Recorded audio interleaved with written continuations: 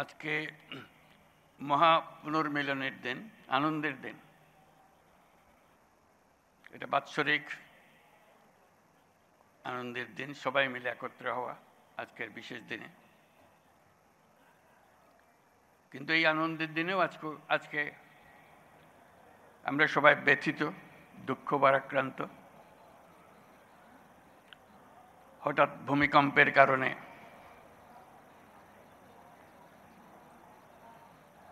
কয়েকজন ইন্তেকাল করেছেন, তার জন্য আমরা শোক পালন করলাম নীরবতার মাধ্যমে।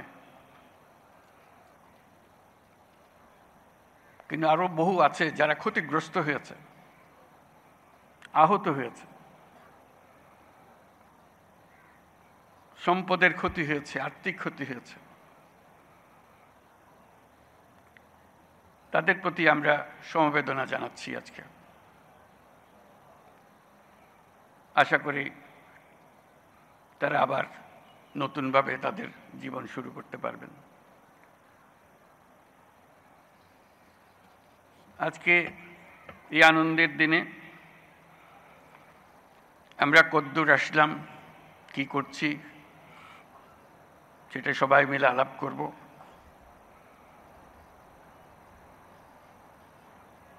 এবং এর প্রেক্ষিত আপনাদের জানা আছে, আমরা শিগগিরই একটা নির্বাচনের দিকে যাচ্ছি, তার প্রস্তুতি। এই নির্বাচনের মাধ্যমে আমরা নতুন বাংলাদেশের পথে যাত্রা করব, সেটাই আমাদের স্বপ্ন। এই নির্বাচন যেন সর্বাঙ্গ সুন্দর হয়, আনন্দমুখর হয়, উৎসবমুখর হয় এবং আমাদেরকে সেই যাত্রাপথে সুন্দরভাবে রওনা করে দিতে পারে, সেটার জন্য আমরা সবাই মিলে চেষ্টা করব। বিসমিল্লাহির রহমানির রহিম। প্রিয় সহকর্মীবৃন্দ, তিন বাহিনীর প্রধানগণ, সশস্ত্র বাহিনীর অবসরপ্রাপ্ত ও কর্মরত সদস্য ও তাদের পরিবারবর্গ, সম্মানিত অতিথিবৃন্দ, distinguished guests from different friendly countries, আসসালামু আলাইকুম। সশস্ত্র বাহিনী দিবস উদযাপন উপলক্ষে আয়োজিত আজকের এই সম্বর্ধনা অনুষ্ঠানে আপনাদের সকলকে স্বাগত জানাই। আজকের এই বিশেষ দিনে আমি সশ্রদ্ধ চিত্তে স্মরণ করছি মহান মুক্তিযুদ্ধের সকল শহীদ, যুদ্ধাহত এবং অন্যান্য সকল বীর মুক্তিযোদ্ধাদের, যাদের আত্মত্যাগের বিনিময়ে অর্জিত হয়েছে আমাদের স্বাধীনতা। একই সাথে আমি শ্রদ্ধা জানাচ্ছি 2024 সালের জুলাই আগস্ট মাসে ছাত্র জনতার অভ্যুত্থানের সকল শহীদ, আহত এবং অংশগ্রহণকারী সর্বস্তরের মানুষের প্রতি, যাদের দুঃসাহসিক আত্মত্যাগ আমাদের দেশ পুনর্গঠনের একটি নতুন সুযোগ সৃষ্টি করে দিয়েছে। বাংলাদেশ সশস্ত্র বাহিনীর জন্ম 1971 সালে রণক্ষেত্রে। 71 সালের 25শে মার্চ হানাদার বাহিনীর নৃশংস আক্রমণের পরপরই 27শে মার্চ চট্টগ্রামের কালুরঘাট বেতার কেন্দ্র থেকে তৎকালীন মেজর এবং পরবর্তীতে রাষ্ট্রপতি জিয়াউর রহমান বাংলাদেশের স্বাধীনতা ঘোষণা করেছিলেন। এরই ধারাবাহিকতায় 21শে নভেম্বর সেনাবাহিনীর সাথে নৌ ও বিমান বাহিনী সম্মিলিতভাবে পাকিস্তানি বাহিনীর বিরুদ্ধে লড়াই শুরু করে। এই কারণেই 21শে নভেম্বরকে মুক্তিযুদ্ধের একটি মাইল ফলক হিসেবে গৌরবের সাথে পালন করা হয়। আজকে সেই 21শে নভেম্বর। আমরা যদি বিজয় অর্জন না করতাম, তাহলে মুক্তিযুদ্ধের বীর সেনাদের মৃত্যুদণ্ড ছিল অনিবার্য। অসহনীয় হয়ে যেত তাদের পরিবারের সকল সদস্যের জীবন। মুক্তিকামী সেনা, নৌ ও বিমান বাহিনীর অকুতভয় বীর সেনানীরা জীবনের পরোয়া না করে, পরিবারের ভবিষ্যতের কথা চিন্তা না করে এদেশের স্বাধীনতা যুদ্ধে ঝাঁপিয়ে পড়েছিল। তারাই এদেশের আপামর জনসাধারণকে সাহস জুগিয়েছেন। মানুষের সঙ্গে কাঁধে কাঁধ মিলিয়ে জল, স্থল ও আকাশপথে সম্মিলিতভাবে প্রতিরোধ গড়ে তুলে দেশমাতৃকাকে পরাধীনতার শৃঙ্খল থেকে মুক্ত করে এনেছেন। মুক্তিযুদ্ধকে বেগবান এবং সুসংগঠিত করার লক্ষ্যে তখন বাংলাদেশ ফোর্সেস গঠন করা হয়েছিল, যার অধীনে 11টি সেক্টরে বিভিন্ন দেশের বিভিন্ন অংশ থেকে আসা মুক্তিযোদ্ধাদের সামরিক প্রশিক্ষণের পাশাপাশি গেরিলা প্রশিক্ষণ দেওয়া হয়। এরই চূড়ান্ত রূপ আমরা দেখি 71 সালের 21শে নভেম্বর সেনাবাহিনী, নৌবাহিনী ও বিমান বাহিনীর সম্মিলিত অভিযানে। পাকিস্তানি সৈন্যদের বিরুদ্ধে এই যৌথ অভিযানেই 1971 সালের 16ই ডিসেম্বর বাংলাদেশের স্বাধীনতা সংগ্রামের চূড়ান্ত বিজয় এনে দিয়েছিল।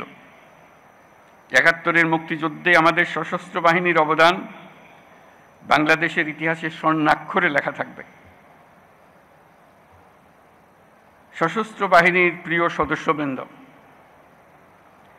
দেশের স্বাধীনতা সার্বভৌমত্ব রক্ষার পাশাপাশি দেশ গঠন ও জাতীয় দুর্যোগ মোকাবেলায় আপনারা সর্বদাই জনগণের পাশে থেকে কাজ করে যাচ্ছেন। 2024-এর ছাত্র জনতার অভ্যুত্থান ও চলমান দেশ পুনর্গঠন ও সংস্কারের কাজেও সশস্ত্র বাহিনী বরাবরের মতোই মানুষের পাশে দাঁড়িয়ে অব্যাহতভাবে দেশের মানুষের আস্থার প্রতিদান দিয়ে যাচ্ছে। আমি বিশ্বাস করি, গণতান্ত্রিক ও নিয়মতান্ত্রিক নেতৃত্বের প্রতি অনুগত বাংলাদেশ সশস্ত্র বাহিনী তাদের পেশাগত দক্ষতা ও দেশপ্রেমের সমন্বয়ে দেশের জন্য ত্যাগ ও তৎপরতার এই ধারাবাহিকতা অক্ষুণ্ণ রাখবে। বাংলাদেশের গণতান্ত্রিক উত্তরণে আসন্ন নির্বাচন একটি গুরুত্বপূর্ণ অধ্যায় হিসেবে বিবেচিত হবে। আমার সুদৃঢ় বিশ্বাস, এটি নির্বিঘ্ন ও উৎসবমুখর নির্বাচন হবে। এর আয়োজনে সশস্ত্র বাহিনীর সদস্যগণ দক্ষতা ও পেশাদারিত্বের সাথে এই মহান দায়িত্ব পালন করবে। একটি শান্তিপ্রিয় জাতি হিসেবে আমরা সকল বন্ধু রাষ্ট্রের সঙ্গে সম্মানজনক ও শান্তিপূর্ণ সহাবস্থানে বিশ্বাসী। তথাপি যে কোনো আগ্রাসী বহিঃশত্রুর আক্রমণ থেকে দেশের সার্বভৌমত্ব রক্ষার জন্য আমাদেরকে সদা প্রস্তুত ও সংকল্পবদ্ধভাবে থাকতে হবে। এই লক্ষ্যে আমাদের সেনা, নৌ, বিমান বাহিনীর আধুনিকায়ন, সমরাস্ত্র আহরণ ও উৎপাদন, উন্নত প্রশিক্ষণ এবং উন্নত বিশ্বের সঙ্গে তাল মিলিয়ে বাহিনীগুলোতে যুগোপযোগী প্রযুক্তি প্রয়োগের সংযোজনের প্রয়াস জোরদার করা হয়েছে। তবে দুঃখের সাথে বলতে হয় যে ফ্যাসিস্ট আমলে আমাদের বাহিনীগুলোর দক্ষতা বজায় ও বৃদ্ধির বিষয়টি উপেক্ষিত ছিল। অন্তর্বর্তীকালীন সরকার সকল বাহিনীর সক্ষমতা বৃদ্ধিতে ব্যাপক উদ্যোগ গ্রহণ করেছে। একই সাথে দেশরক্ষা ও জনকল্যাণমূলক কাজে ব্যাপক সংখ্যক ছাত্র ও যুব সম্প্রদায়কে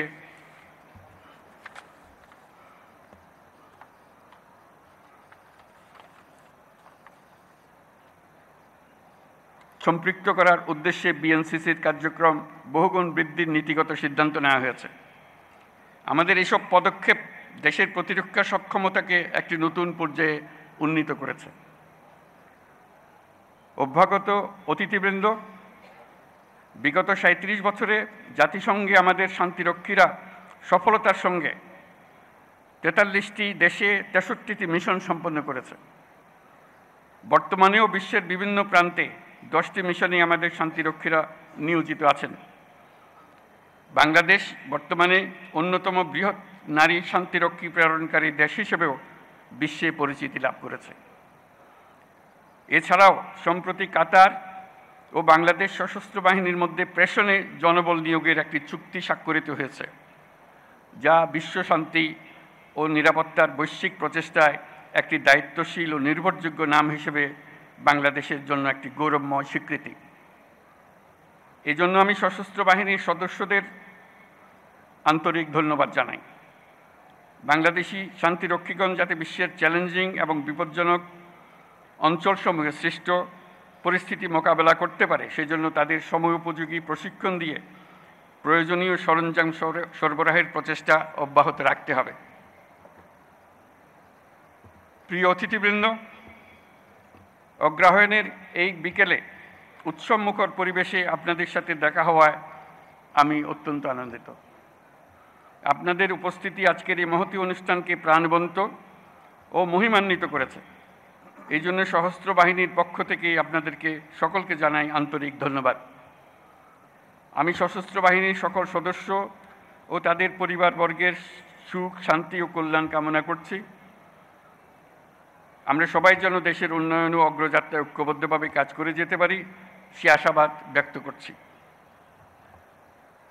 Now I take the privilege to thank the excellencies and distinguished guests from our friendly countries for joining us to celebrate our Armed Forces Day.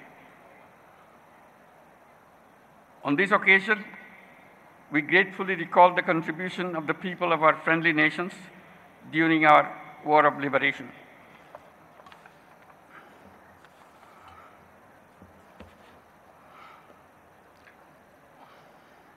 I am also thankful for the excellent support and assistance provided to our armed forces by your countries. I must mention that it is a unique opportunity and great experience for our troops to work together with the global peacekeepers under the umbrella of the United Nations.